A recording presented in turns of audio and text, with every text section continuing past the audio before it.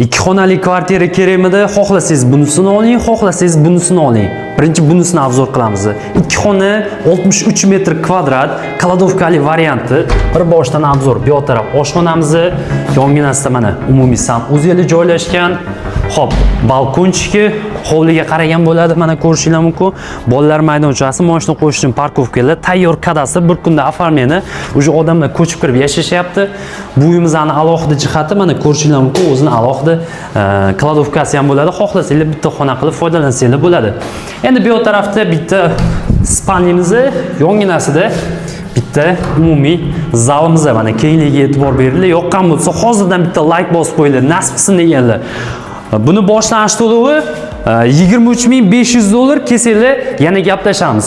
Endi bunisini ko'rsataman. Kiramiz, bu uyimizda skvoznoy, birinchi zalga e'tibor beramiz. Kattaligiga bu yoq tarafga o'tamiz. Kattagina oshxonasi, o'zini balkonchigi bor. Mana ko'rishingiz mumkin, balkonchik. Bu yoq tarafda mana bunaqa manzara, bu yoq taraflardan ham dom tushish ehtimoli bor. Xo'p, sanuzel alohida, bu yoq taraf hojatxonasi, yonginasida o'zining yuvinish xonasi joylashgan. Bu yoq taraf spalnya. Do'stlar, mana bu yoq tarafdan ham ko'rsak bo'ladi. Lokatsiyamiz mana Sergeli Moshina bozor, Dehqon bozor 2 km radiusda, bu yoq tarafdan yo'lga yaqin yo'l.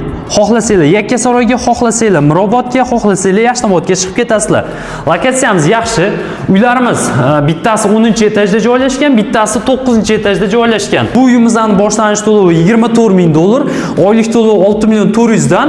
Xo'p, tan narxi $59.000. Kelsanglar $59.000 sanaysizlar, joyiga notariusda oformlani qilib beramiz. Bu uyimizning umumiy tan narxi bo'lsa $58.500. Ko'pchilik tan narxini ham so'rashardi.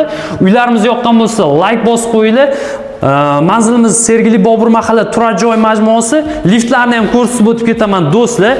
Mana ko'rishingiz mumkin, ikkitalab liftlar tushib chiqishda vobshe muammo bo'lmaydi. Generatorlar qo'yib qo'yishgan, umuman o'chmaydi. Domimizning novostroykalarning ko'rinishlarini ko'rishingiz mumkin. Yoqqan bo'lsa bitta like bosib qo'yinglar. Hammaga rahmat.